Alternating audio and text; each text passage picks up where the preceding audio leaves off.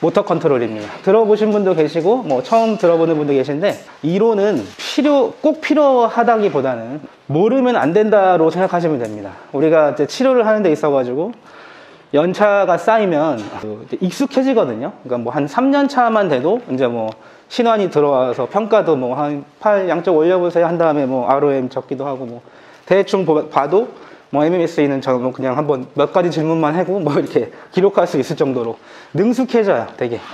능숙해지는데 중요한 건 뭐냐면 잘 안 낫는다는 거, 환자가. 분명히 내가 못하는 건 없는데 잘 안 돼. 그때 이런 게 부족했구나를 잘 아셔야 됩니다. 이게 막 프랙티스를 우리가 활동적으로 치료를 해드리는 그런 동작이나 뭐 이런 신체 뭐 근육을 늘리고 막 이런 거는 이제 기본적으로 당연히 아셔야 되는 부분인데, 해결이 안 될 때는 이런 거를 들여다 보셔야 됩니다. 내 환자분이 왜 회복이 잘 안 됐을까? 그런 거는 또 여기에 있더라 이거예요. 그래서 제가 조금 필수적인 부분만, 여러분들이 꼭 아셔야 될 부분만 임상에 관련해서 강의를 해드려 보도록 할게요. 사실 모터 컨트롤에는 지금 요 챕터에 나온 내용들은 뭐 한 50년 전에 나온 내용입니다. 상당히 올드한 내용이에요. 올드한 내용임에도 불구하고 현재도 이걸 가지고 공부하는 사람들이 많고, 실제로 우리가 환자분을 회복을 시키기 위해서는 꼭 필요한 이론입니다. 여러분들이 이거를 간단하게나마 좀 아셔야 됩니다. 모터라는 거는 그냥 운동이라고 보시면 되죠. 컨트롤은 치료죠.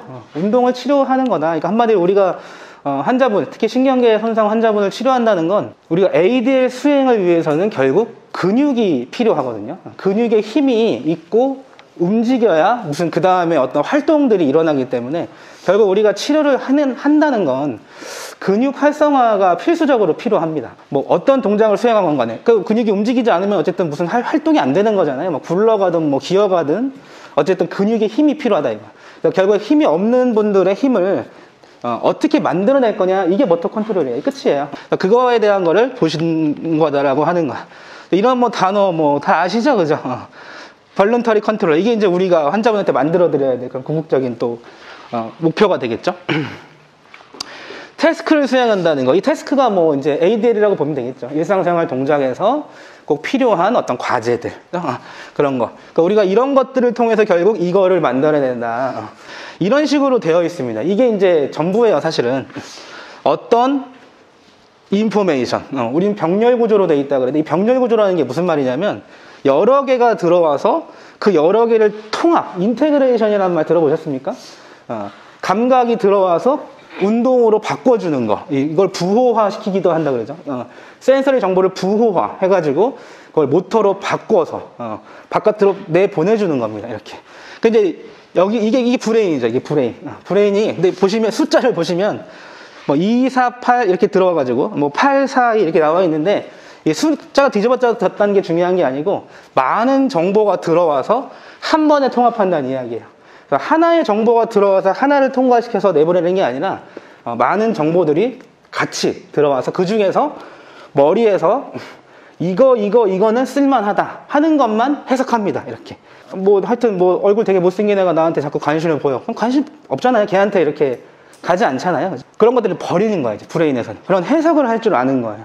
자꾸 나한테 씻지도 않는 애가 와가지고 그러면은 관심 없는 거, 그거는 해석 인테그레이션 하지 않는다 이거. 그거를 위해서 모터를 생성해내지 않는다. 그래서 여러분들이 반대로 해주셔야 될 건 뭡니까? 하체 운동은 이렇게 시키면은 이 힘이 좋아집니다. 이런 식으로 이제 하는 거는 초보자 때 빨리 마무리를 지셔야 되는 거고, 이 구조로 치료를 하셔야 되는 거예요. 그러니까 우리가 환자를 치료한다는 건 환자분의 어디를, 여기를 손상된 브레인을 치료해준다. 근데 우리가 이제 피부를 만져가지고 밑에 있는 뭐 근육을 어떻게 뭐 늘려가지고 뭐 이렇게 한다고 하는데, 좋아요. 그것도 좋은데, 우리가 피부를 만져서 근육을 뭐 어떻게 한다는 것도 다 감각 정보라고 보시면 됩니다. 그럼 우리가 할 수 있는 건 사실 이거죠. 이거를 우리가, 여기 보시면 제가 인풋이라고 써놨고 센서리라고 적어놨는데, 또 인포메이션이라는 말을 쓰기도 해요. 정보를 준다, 환자한테. 그러면 요 해석하는 거, 인테그레이션 하는 거는 누가 하는 거냐면 환자분의 브레인에서 하는 거예요. 그러면 우리가 이 정보를 줬을 때 여기서 이제 괜찮은데? 이러면 이제 우리가 관심을 보이는 거잖아요. 여러분들이 뭐 교육 공지문 보고 배울만 하겠는데 이러고 이제 이걸 하신 거 아니에요, 그죠? 입금도 하시고 뭐 하신 거 아니에요? 그런 모터로 환원되는 어떤 브레인에 어떤 자극을 주는 거, 그게 이제 인풋이 되겠죠. 그러니까 우리가 하는 거는 지금 이거고 이거. 근데 우리가 뭘 이끌어내는 거냐면 우리는 한 번에 이거를 하려고 그러는데 그게 아니다 이거지. 중간에 뭐가 있다는 거예요? 얘가 있다는 거예요. 얘. 우리가 하는 일은 얘를 주는 것밖에 없어. 여기서 일로 가는 모터로 이제 진짜 움직임이 이제 나오는 거는 본인이 하시는 거예요. 환자분의 머리에서 이건 움직임이 합당하다라고 판단되면 그때 움직임을 만들어줍니다. 그래서 우리가 로톤 강의 때 가장 움직임을 만들어내기 쉬운 자극은 프로텍티브 리액션이다 이런 말이 있어요. 그래서 제가 오늘 아침에 청소하다가 벌이 한 마리 들어와가지고 여기 지금 막 그 빗자루 지푸라기가 막 떨어져 있는데 벌을 제가 빗자루로 때려 잡았거든요. 그러니까 이게 내 브레인에서 이제 나는 원래 벌레를 좀 무서워하는 사람이에요. 생긴 게 좀 벌레를 무서워하게 생기지 않았습니까? 근데 이제 오늘 교육생분들이랑 보조 강사님들이 오시니까 내가 이제 해야 될 수밖에 없는 상황이잖아요. 그러니까 나는 원래 우리 와이프가 있었으면은 미안해, 네가 가서 벌 좀 잡아줄래? 이렇게 한단 말이야. 근데 오늘 와이프가 없으니까 내가 해야 되잖아. 그게 바로 뭐야? 프로텍티브 리액션. 내가 하지 않으면 안 되는 상황을 만들어주면 이 자극이 세게 들어가서 무브먼트가 나올 확률이 높아진다. 이런 식으로 접근을 하시는 겁니다. 로톤은 뭐 그런 식으로 이제 접근을 하시는 거고, 우리가 환자분한테 치료해드릴 때는 환자분이 정말 움직임이 나올 수 있는 어떤 우리가 뭐 모티베이션이라는 말을 쓰기도 하고, 뭐 핸들링을 잘 하고, 뭐 아까 우리 나왔던 뭐 포스추럴, 뭐 이런 밸런스도 잘 맞춰줘야 돼. 이런 것들이 이제 여기에 합당한 정보를 주기 위한 그런 과정들입니다. 그러니까 여러분들이 내가 치료를 한다라는 그런 개념을 조금 벗어나셔가지고 내가 환자분의 브레인에서 움직임을 이끌어내는 겁니다. 끌어낼 줄 아셔야 돼요. 그러면 이제 거기서 어떤 말이 이제 나오는 거냐면요. 똑같이 치료했을 때 10타임을 내가 오늘 스캐플라 배워가지고 내일 출근해서 똑같이 치료했는데 어떤 환자분은 배운 대로 했더니 잘 됐어. 근데 또 어떤 환자분은 배운 대로 해도 잘 안 된다는 이야기예요. 사람의 머리는 다 제각각 다르기 때문에 그렇습니다. 우리가 그걸 케이스 바이 케이스라고 얘기하죠. 소위 케바케라고. 근데 케이스 바이 케이스가 이제 왜 나오냐면 사람의 머리 구조가 다 다르기 때문에 그래요. 제가 오늘 여러분들께 한 10분 정도 앉아 계시는데 드리는 정보가 다 각기 다르게 해석이 될 겁니다. 아마. 이 강의가 딱 끝나고 난 다음에 저 사람 내가 이제 드린 말씀에 기억에 남는 것도 다 각자 달라요. 또 그러니까 뭐 벌 잡은 얘기만 뭐 이렇게 기억 남는 사람도 있고 그렇겠죠, 그죠? 그런 게 내가 줬던 정보들이 다 다르게 해석되기 때문에. 그러니까 내가 했을 때 뭐를 최종적으로 아셔야 되는 거냐면 내가 지금 준 정보가 정확했는데 안 된 거냐, 이걸 아셔야 되는 겁니다. 아니면 내가 잘 못 줬기 때문에 안 된 거냐. 그게 이제 여러분들이 모터 컨트롤에서 고려하셔야 될 상황입니다. 정말 내가 확실하게 잘했어. 근데 안 됐어. 그럼 환자분께 제가 지금 잘했는데 아직 때가 안 됐나 봅니다. 이렇게 설명할 줄 아셔야 되는 거고, 내가 확신이 없었어. 그러면 환자분한테 솔직하게 말씀하시는 것도 중요해요. 이 부분이 조금 애매했는데 내일 제가 다시 좀 보완해가지고 치료해 보겠습니다. 이런 식으로 하시는 게 환자분과의 신뢰관계를 형성하는 거예요. 한마디로 우리가 인테그레이션 끌어낼 수 있는 거에 좀 중요한 어떤 애티튜드가 됩니다. 그런 것도 좀 할 줄 아셔야 된다 이거지. 자, 그래가지고 아까 제가 이 병렬 구조 여기에 해당하는 게 바로 이거죠. 이거 센서리. 센서리 3요소 혹시 아십니까? 이거를 뭐 외울 필요는 없지만 비주얼, 베스티블라, 소마토 센서리, 이 세 가지가 이제 비주얼의 3요소라고 얘기하죠. 여러분들이 그 세 가지의 센서리를 적절하게 이용하셔가지고, 사실은 이런 센서리도 있지만은 또 감정, 이모션이라는 게 있어요. 그러니까 감정을 또 좋게, 특히 이제 여성은 해마, 히포캠퍼스가 조금 발달되어 있고, 남성은 페리에탈 롭이 조금 이렇게 발달이 되어 있다고 합니다. 그러면은 히포캠퍼스가 아니라 림빅 시스템이죠. 히포캠퍼스는 이제 림빅 시스템 안에 있는 거고, 림빅 시스템을 자극해가지고 이거를 이끌어낼 수도 있는 거죠. 남성 같은 경우에는 페리에탈 쪽을, 페리에탈은 공간 감각이거든요. 우리 푸셔 신드롬 있는 분들, 이런 분들이 이제 페리에탈로 안 좋은 경우가 많죠. 약간 공간적으로 운전을 가지고 치료한다든지, 뭐 이런 뭐 이동을 더 많이 한다든지, 이런 컨셉이 달라지는 겁니다. 여러분들이 그런 좀 지식이 좀 필요하고, 우리가 결국 이 센서리와 그 감정이라는 거를 이 브레인에, 환자분의 브레인에 합당하게 제시를 하시려면 결국 이런 것이 필요하다, 이거. 지식이 필요하다. 한마디로 얘기하면. 그래서 제가 이제 치료를 10년 넘게 하다 보니까, 필요하더라라고 얘기하는 겁니다. 여러분들께서, 오늘 강의 들으신 다음에도 이렇게 지식을, 조금 쌓으시면 환자분과의 어떤 나포 형성이라는 거 우리가 되게 중요하게 생각하는데 어떤 친근함도 중요하지만 결국 환자분이 나에 대한 믿음이 있어야 됩니다. 내가 이 치료사가 나를 잘 치료해 줄 거다라는 그런 확신이 좀 필요해, 환자분이. 그런 믿음이 생기면 선생님들이 어떤 일을 하셔도 그 환자분이 다 받아들여요. 그런데 이제 그게 좀 뭐 자신감이 없거나 지식이 좀 떨어져 보이면 환자분 느끼잖아요, 바로. 여러분들도 뭐 교육 다녀보시면 강사들이 얘 좀 떨어지는 강사네. 뭐 이런 느끼잖아요, 그죠? 대학교에서도 이 교수님은 좀 똑똑한 교수님이네. 얘는 말로 다 조지네. 막 이런 게 있잖아요. 환자분도 그걸 느끼신다. 그럴 때 물어보시는 거에 대해서 대답도 성십성의껏보다 조금 더 하셔야 돼. 정확한 정보를 드릴 줄 아셔야 됩니다. 그게 바로 모터 컨트롤이다. 그렇게 되면 내 치료 시간만큼은 머슬의 활성화가 더 잘 될 가능성이 높아진다. 자, 무브먼트라는 것도 이제 이거를 막 읽기보다는 이런 전체적인 한마디로 이 세상에 존재하는 모든 게 다 치료 방법이에요. 그래서 여러분들이 알고 계시는 모든 수단을 동원해서 환자분의 머슬 움직임을 이끌어낼 수 있도록 해주셔야 됩니다. 어떤 거를 이용할지도 이제 서로 이렇게 또 정보 교류도 많이 해주시면 좋겠죠.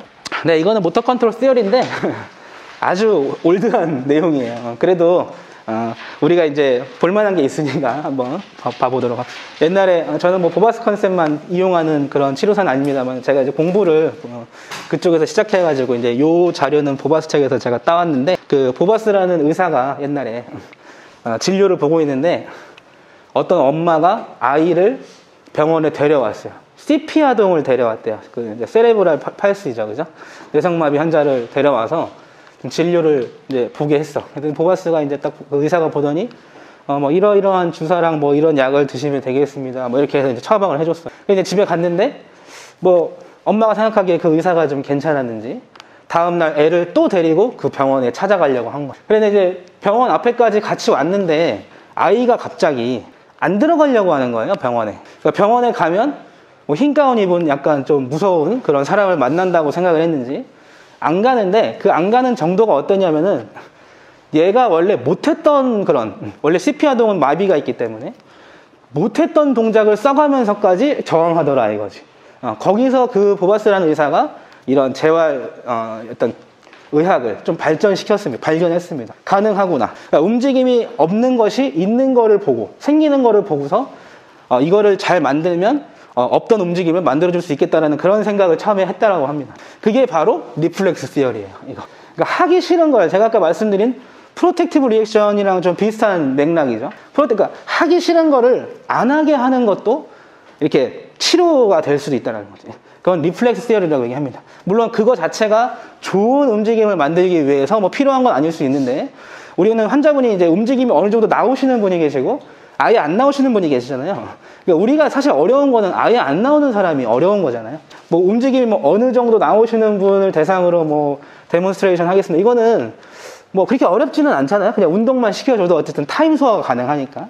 근데 우리가 어려운 건 이제 아예 못 움직이는 분들을 할 때, 그때 이게 쓰기도 합니다. 그다음에 하이어라키컬한 거랑 시스템 시어리가 있는데 이 하이어라키컬한 거는 사실 회사에서 쓰는 용어예요. 그 외국인들이 이제 우리나라에 와가지고 처음 느끼는 게 바로 우리 한국의 사회생활은 매우 하이어라키컬하다 이렇게 얘기합니다. 계층 구조가 되게 심하다는 이야기예요. 인턴부터 계약직, 정직, 뭐 주임, 과장, 차장, 부장 이 계층 구조가 상당히 체계적이라고 좋게 말하면 체계적이고 안 좋게 얘기하면 좀 꼰대들이 지배하는 세상인 거고 그게 하이어라키컬 계층 구조로 되어 있다. 근데 이제 여러분들 하이어라키컬한 거는 두 가지로 보시면 돼요. 아이들을 치료할 때는 이 하이어라키컬한 거를 반드시 지켜주셔야 됩니다. 아이가 맨 처음에 배밀이부터 뭐 이렇게 팔 움직여가지고 기어다니고 한쪽 라테럴로 이렇게 숙여서 한 발 이렇게 기어다니기 시작하고 한 팔 뻗고 침대 같은 거 잡고 일어났다가 나중에 스탠딩에서 게이트로 가는 거. 이게 한 태어나서 12개월, 13개월에 일어나는 순서인데 이걸 우리가 정상 발달이라 그러잖아요. 근데 그 정상 발달은 어떠한 인간이든 간에 똑같이 일어납니다. 그래서 아이들을 치료할 때는 그 정상 발달 단계를 지키면서 치료를 해주셔야 돼요. 그래서 하이어라키컬하게 치료해라 이렇게 얘기합니다. 근데 성인은 그렇지 않아요. 성인은 여러분들도 예를 들면 뭐 초등학교 안 나왔는데 중학교 이론 가르쳐도 습득이 가능해요. 우리 환자분들도 앉은 자세에서 그런 환자 있지 않나요? 걸을 수 있는데 못 서는 환자 있지 않아요? 걸으라 그러면 걸어가는데 서 있으라 그러면 서 있지 못하는 환자분들이 계세요. 그죠? 그게 바로 이거에 역행한 상황인 거죠. 사람의 브레인, 성인의 브레인은 이렇게 역행하기도 합니다. 여러분이 만약에 팔 치료를 하고 싶은데 앉아서는 죽어도 안 돼. 그러면 누워서 다른 이렇게 팔에 관여하는 다른 코디네이션적인 부분을 다 배제시키고 팔만 일단 막 해도 돼요. 하지만 이제 그렇게 했을 경우에는 시팅으로 올라왔을 때 팔이 안 움직일 가능성이 크죠. 왜냐면 이쪽이 참여하지 않은 상태에서 액티베이션만 시켰는데 이게 참여하게 되면 그다음부터는 코디네이션 영역으로 넘어가거든요. 그리고 이제 액티베이션, 그 다음에 코디네이션 측면에서 봤을 때는 누워서는 됐는데 앉아서는 안 될 수도 있어요. 그게 이제 우리가 이거를 역행한 치료법이 돼요. 하지만 우리는 시스템, 이렇게 브레인에서 발동해서 움직인다. 이게 이제 시스템 시어리인데, 이런 또 이론이 있기 때문에 역행할 수 있다라고 하는 게 이제 있기 때문에 환자분의 어떤 니즈에 따라서 그냥 누워서 치료하셔도 됩니다. 대신에 누워서 치료 받으시면은 일어나서 안 될 수도 있어요를 미리 말씀을 드려야 되겠죠. 그걸 미리 듣고 환자분이 치료를 하는 거와 누웠는데 치료 어느 정도 됐는데 일어났더니 전혀 안 돼. 이거 왜 안 돼요? 그랬을 때 말 못하는 거랑 다르다 이거. 환자분이 날 대하는 자세 자체가 달라진다고. 그런 것을 이해하시는 게 바로 이걸 이해하시는 거예요. 자, 제가 말씀드린 거를 뭐 글로 이렇게 적어놨어요. 그냥 제가 아까 뭐 어떤 아이가 뭐 병원에 안 가려고 했다 이걸 생각하면서 보시면 1906년에 쉐링턴이라는 사람이 이거를 그죠? 올드하다. 이것도 마찬가지죠. 리플렉스 티어리는 센서리가 들어가서 모터, 근데 아주 1차원적인 프로텍티브 리액션 수준의 어떤 리액션. 그러니까 여러분들이 환자분이 뭐 디멘시아 환자분들 특히 잘 안 되잖아요, 그죠? 인지력이 떨어지니까 벼랑 끝으로 모는 거지 이렇게. 그러면 치매 환자분도 움직임을 만들어낼 수 있다고. 그런 식으로 치료를 해주시는 게 바로 리플렉스 티어리를 이해하시는 겁니다. 이건 우리가 시스템 시어리인데 이런 체계로 돼 있다는 거예요. 근데 이것도 어떤 브레인이 어느 정도, 그러니까 성인 치료에서는 이런 여기 지금 림빅 시스템이라고 나와 있는데 이게 바로 아까 제가 말씀드린 여기 이제 센서리 인포메이션도 같은 말이 되겠죠, 그죠? 줬을 때 어소시에이션이 이제 아까 말씀드린 인스테그레이션이랑 똑같은 말이죠. 그래서 통합해가지고 시스템에 좀 이렇게 널리 퍼트려서 밑으로 스파이널로 내려와서 그 다음 머슬이 움직인다. 이 체계로 되어 있다라고 하는 겁니다. 우리가 궁극적으로 치료해야 될 부분은 우리가 할 수 있는 거는 딱 여기까지밖에 없어요. 여기까지밖에. 이만큼만 우리가 해주는 거고 나머지는 다 환자분이 알아서 하시는 겁니다. 우리가 어떻게 조정하느냐에 따라서 환자분이 나오는 테크닉만 가지고 여러분들이 뭐 7년, 8년 치료한 치료사 분한테도 질문을 했을 때 정확히 대답하지 못하는 경우는 바로 그런 거예요. 이런 걸 이해하지 못했을 경우. 그러니까 안 되더라도 왜 안 됐는지를 아는 것이 중요하다. 그리고 내가 잘 했는데 안 된 거다. 이것도 좀 아셔야 되고 그런 것이 중요하다. 쭉 제가 아까 말씀드린 이런 거고 그 다음에 마지막에 우리가 할 수 있는 거는 센서리밖에 없다. 요거를 이제 어떻게 효과적으로 환자분한테 제시를 해줄 거냐 이것이 중요하다. 여러분은 탑다운 방식이라는 거 들어보셨습니까? 작업치료사들이 어떤 선호하는 방식이라고 봐야 되겠죠. 탑다운 방식은 사실은 정치 용어예요. 고유 치료 용어는 아니에요. 대통령이 움직이면 그 하위 부처들은 다 같이 움직인다라는 게 바로 탑다운 방식입니다. 그러면 이제 어떤 사람은 탑다운 방식, 이제 우리는 이제 어떤 사람은 탑다운, 어떤 사람은 뭐 이런 시대가 지났어요. 이제는 어떤 사람이 나는 탑다운을 선호해, 그런 시대는 이제 끝났어. 지금은 어떤 상황에 탑다운을 쓰고 그렇지 않은 상황에는 다른 거를 쓰는 그런 시대가 됐습니다. 옛날에는 치료사들끼리도 많이 싸웠다고 들어보셨습니까? 네가 좋네, 내가 좋네. 뭐 이렇게 해서 100번 하는 게 좋아요? 이렇게 한 번 해주는 게 좋아요? 뭐 이런 걸로 물어보기도 하고, 어떤 게 더 좋습니까는 이제는 없어져야 될 거고 없어지고 있죠, 사실은. 이게 좋은 경우와 이게 좋은 케이스가 있는 거예요. 이렇게 해야 되는 상황이 있는 거고 이걸 선호하는 사람이 있는 거지. 어떤 게 더 좋아서 나는 항상 이렇게 치료하고 나는 항상 이렇게 치료해. 이거는 이제는 좀 시대착오적이죠, 그죠? 옛날 거. 탑다운 방식도 마찬가지죠. 우리가 손을 이용해서 오세요. 그러면 이제 트렁크는 오토매틱하게 따라간다. 이게 이제 탑다운 방식인데, 우리가 ADL을 수행하는 궁극적인 시스템은 탑다운 방식이 맞아요. 우리는 손을 조작하기 위해서, 특히 엄지라고 얘기하는데, 엄지에는 엄지 하나만 관리하는 머슬들이 꽤 많잖아요. 그러니까 결국에는 엄지손가락을 움직이기 위해서 나머지 손가락, 뭐 이렇게 게이트까지가 다 움직인다. 이게 이제 이게 이제 맞습니다, 사실은. 그래서 이제 우리가 그 어떤 운동 치료나 뭐 작업 치료 하실 때 이 손 기능의 조작을 통해서 이렇게 가져가는 건 아주 좋아요. 완성 단계에서는 탑다운을 쓰셔도 좋아. 근데 아까 제가 말씀드린 로톤 단계, 지금 근육 하나도 못 쓰는데 팔만 죽으라고 당긴다고 얘가 따라가냐고, 이렇게. 왜냐면 탑다운 방식이 완성될 때까지는 수많은 또 다른 시스템들이 작동해야만 그게 가능한 거예요.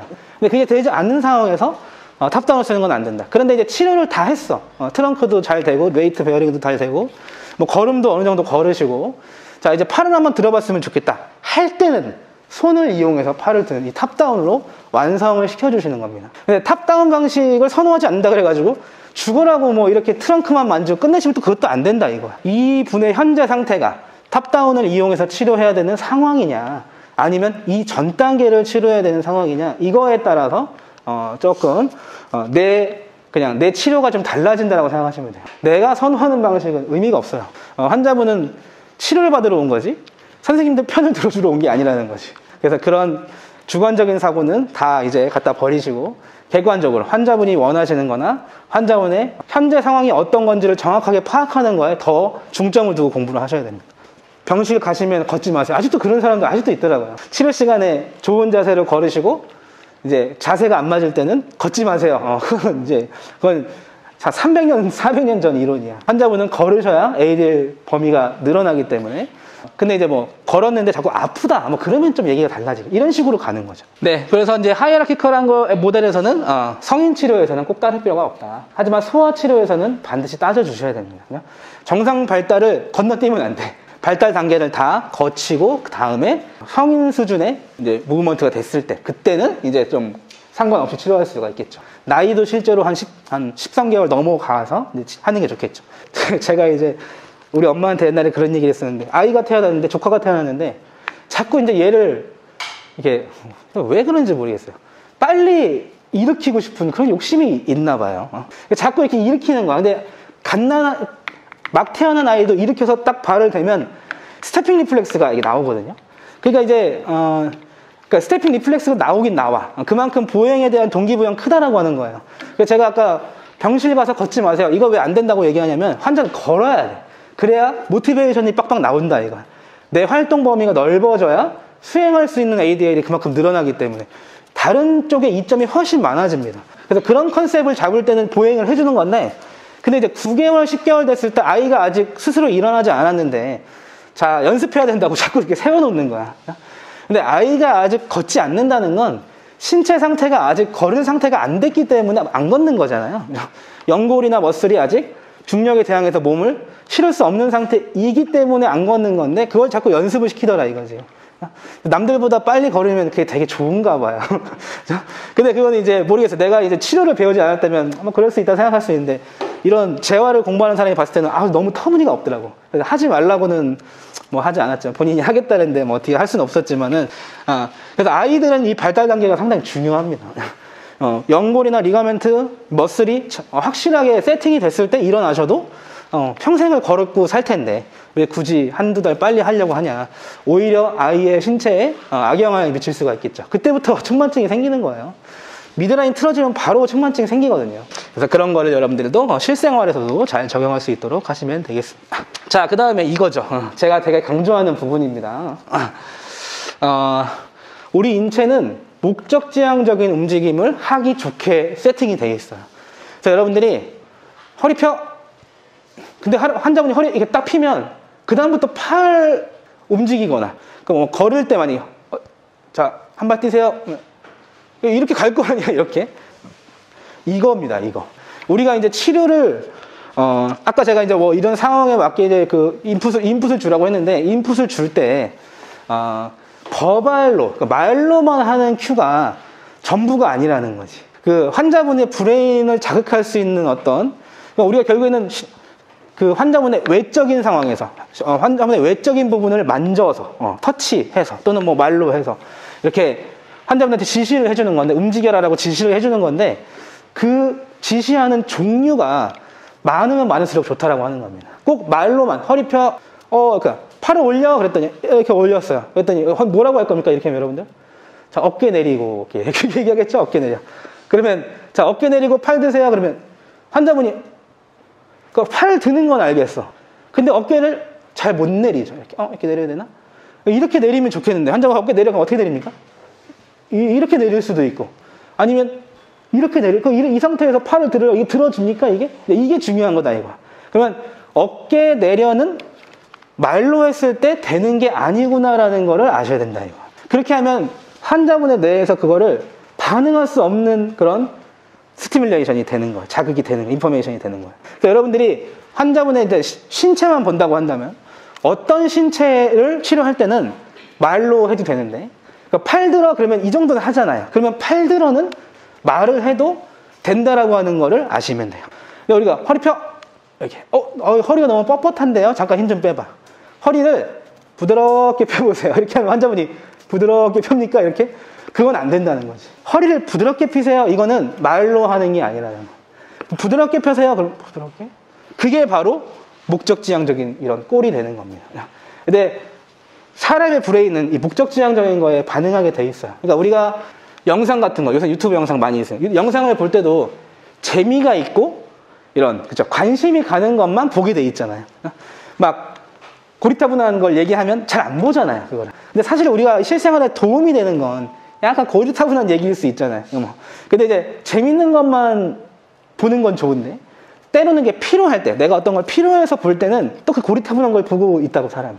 그러니까 환자분한테도 치료를 하실 때도 잘 모르겠는 어떤 정보를 줘야 될 때가 있어요. 그러니까 뭐 이제 핸들링 큐와 버발 큐 두 개를 좀 비교를 하자면은, 내가 손으로 지시해서 해줘야 되는 부분이 있고, 말로 지시해서 해줄 수 있는 부분이 따로 정해져 있습니다. 머슬마다. 그러니까 머슬을 지배하는 브레인이 반응하는 메커니즘이 서로 다르기 때문에 어떤 신체 부위는 이렇게, 어떤 신체 부위는 이렇게 하시는 거예요.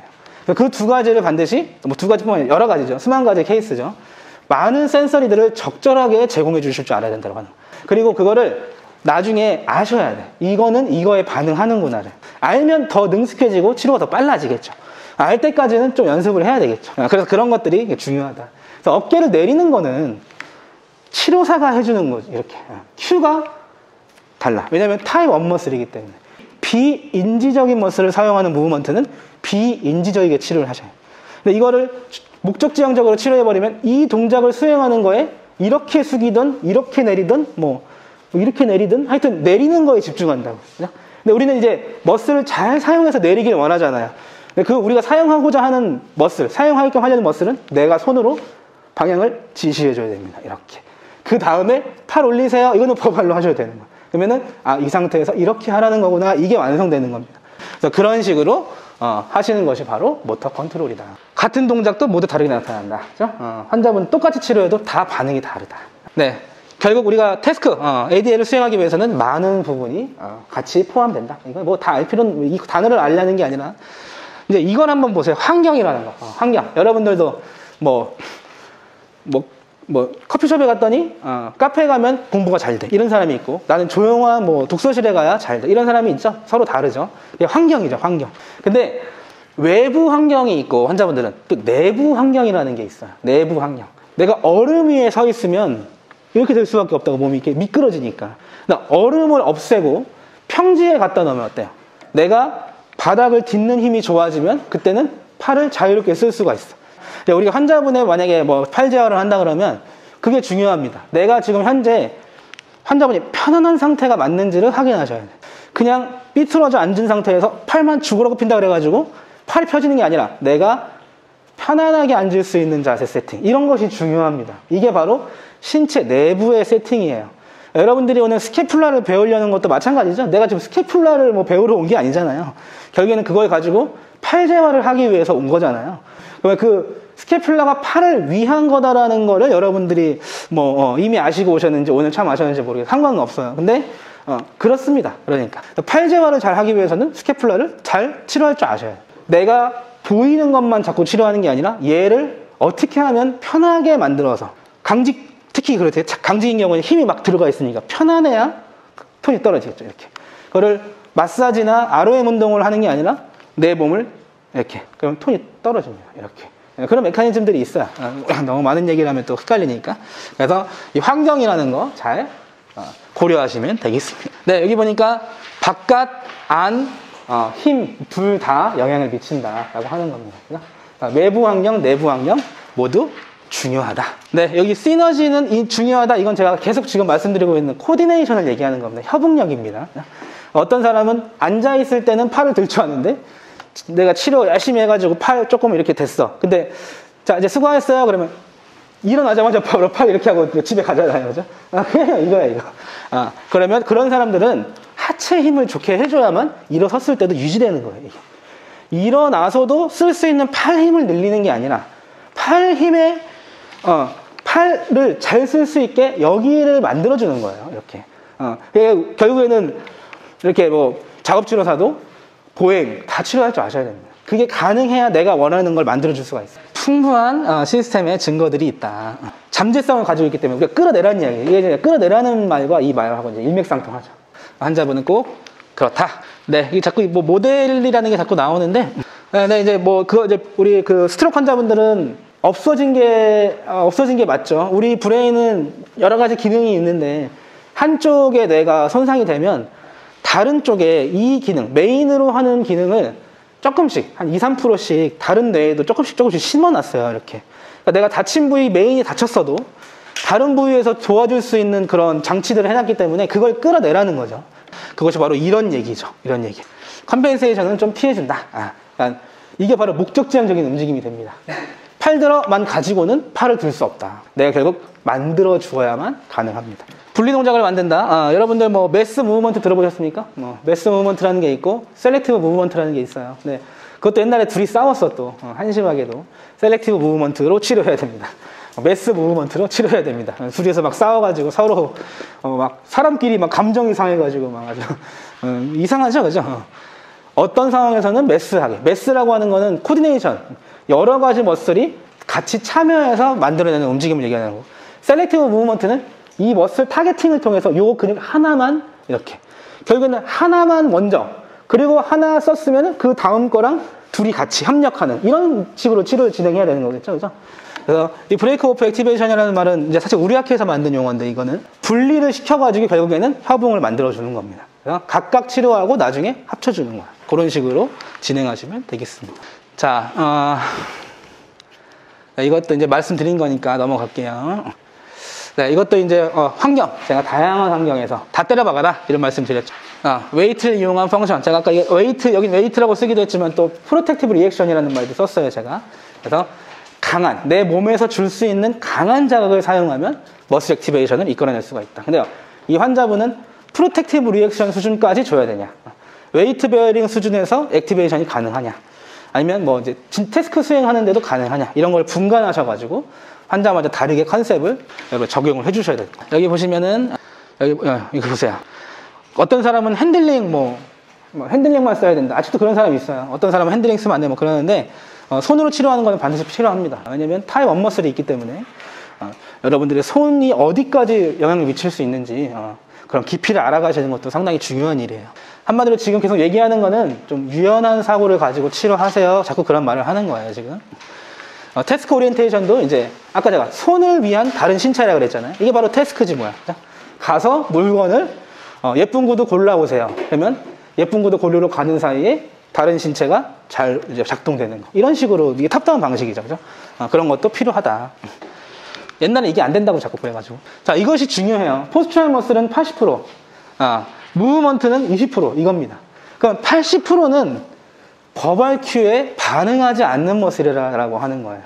목적지향적인 움직임을 줬을 때 80%의 머슬이 반응하지 못해. 내가 만약에 자꾸 말로만 치료하면 또는 비주얼만 가지고 치료하면 뭐 따라해보세요. 뭐 이렇게 뭐 비주얼만 가지고 오디터리 이런 거는 반응하는 머슬이 20%밖에 안 됩니다. 그래서 혹시나 그랬다면은 이거를 좀 잘 아셔야 돼요. 내가 아까 팔을 위해서 보행도 치료할 줄 알아야 되고 그런 게 다 이런 거에 들어가는 겁니다. 이 80%가 세팅이 안 되면 이 20%가 발동될 확률이 많이 떨어집니다. 그래서 포스처럴 컨트롤이라는 건 밸런스인데 밸런스에도 이런 많은 요소들이 들어간다. 한 번씩 읽어보시고 그렇다. 자, 이제 이렇게 센서리가 브레인으로 들어가서 움직임을 만들어낸다. 모식도입니다. 제가 드렸던 말씀을 그림으로 보여드렸어요. 자, 손해는 중요합니다. 마지막으로 손해는 신경 가소성의 중추다. 이렇게 생각하시면 돼요. 근데 신경 가소성은 결국 내가 할 줄 모르는 사람이 할 줄 알게 되는 거거든요. 너 농구할 줄 알아? 농구할 줄 알아. 이거는 이제 농구할 줄 아는 사람이고, 농구 못하는데, 내가 알려줄게. 일로 와봐. 해서 막 가르쳐줬어. 한 1년 뒤에 농구할 줄 알아? 나 이제 농구할 줄 알아. 그게 신경 가속성입니다. 그걸 나 농구 못해. 농구할 줄 알아. 이걸 누가 결정해주냐면, 바로 세레벨로, 손해가 결정해줍니다. 그러니까 여러분들이 치료를 하신 다음에, 환자분이 오늘 열심히 치료해서 팔을 조금 내렸어. 이게 어디까지? 손해가 반응한 수준까지 내려주셔야 돼요. 계속된 숙련을 통해서 스킬을 계속 반복함으로써 혹시 이제 환자분 걸을 줄 아세요? 그러면 지금 못 걷는데요? 이런 반응이 있다가 좀 나중에 이제 뭐 쩔뚝쩔뚝 가지만 걸을 수 있어요. 이 걸을 수 있어요가 얘란 말이지. 예. 환자분 입에서 나 이제 무릎 펼 줄 알아요. 이거를 만들어내려면 손해 수준까지 내려줘라. 그래서 이거를 신경 가속성 그리고 모터 러닝의 중추라고 얘기합니다. 그러니까 모터를 리에듀케이션 배워서 그게 이제 내 몸에 완전히 부착되면 그때는 손해가 변했다. 이게 바로 신경 가속성이다 이거죠. 잠깐 쉬었다 실습하도록 하겠습니다.